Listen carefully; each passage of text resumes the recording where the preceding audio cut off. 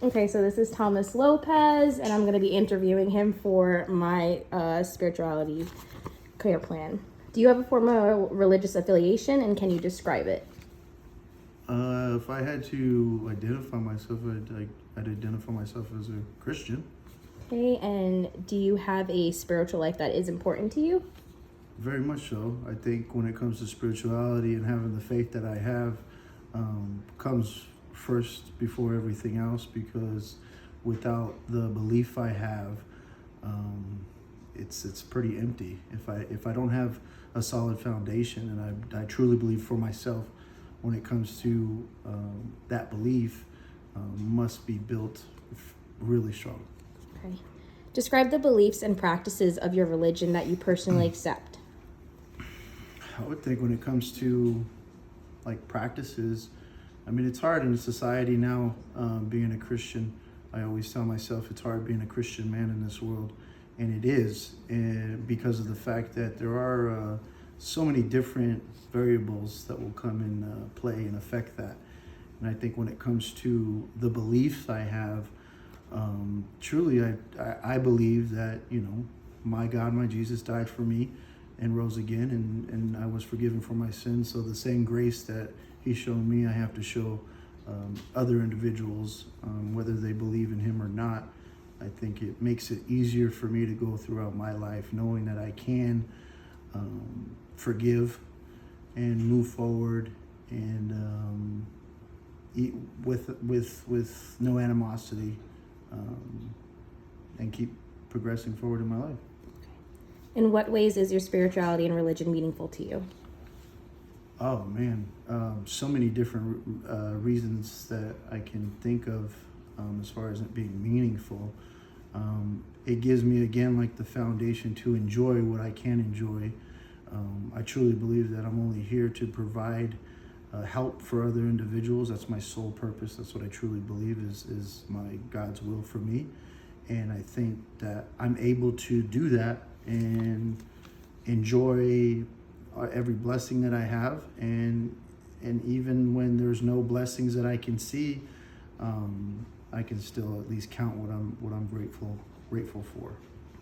Do you belong to any religious or spiritual groups or communities, and how do you participate in these groups and communities? I do actually belong to Central Christian Church, which is a local church out here in Las Vegas, and I actually am a leader in one of the programs that we have called First Step, and it introduces new individuals to God, to Jesus, to prayer, to why we go to church, what's the reason for it. And I think it does a lot for me just to be of service to people.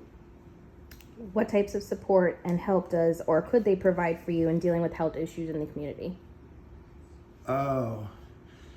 It's probably a different perspective I'm going to give you, but it actually holds me accountable to what I'm supposed to do.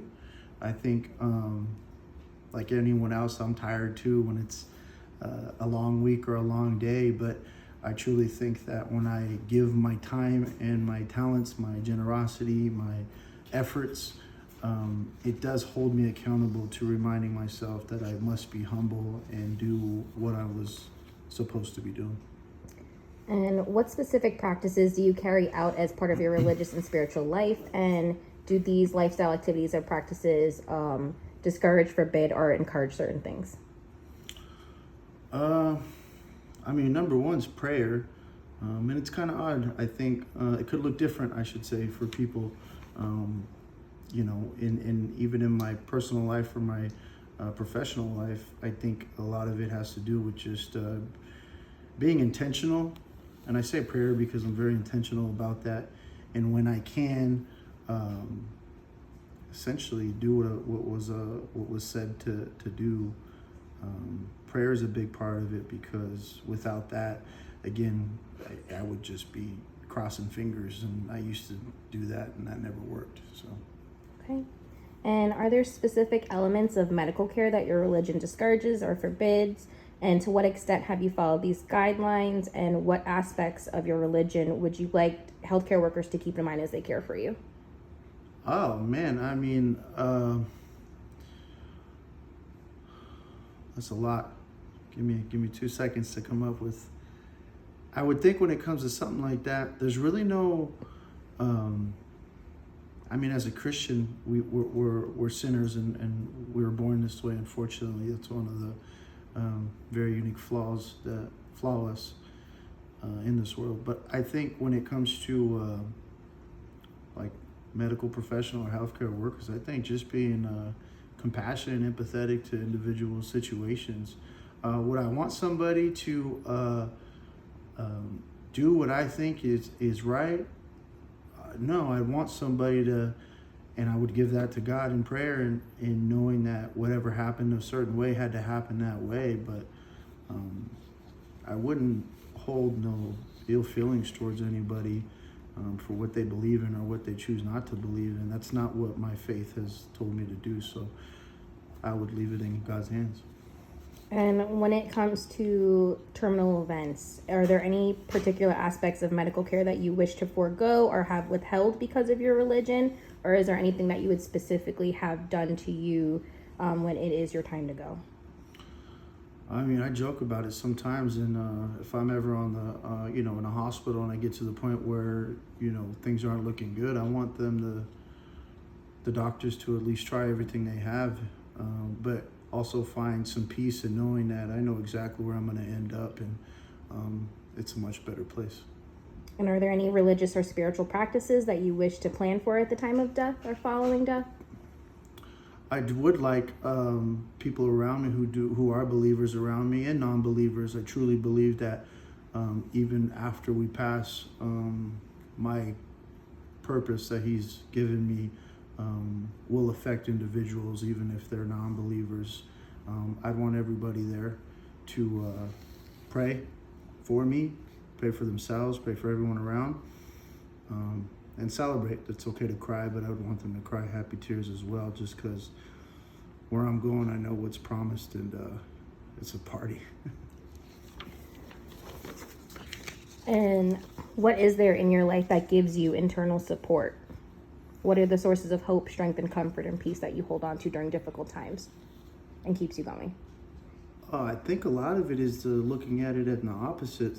For me, when everything's good, I know why it's good. So when everything I feel like is going wrong, or if there's situations or tribulations or whatever you want to call it, I think God's promises. I stand on His word, and I know He has a plan. And even though we're flawed individuals, I know He's just continuing to look out for myself, my family, my loved ones.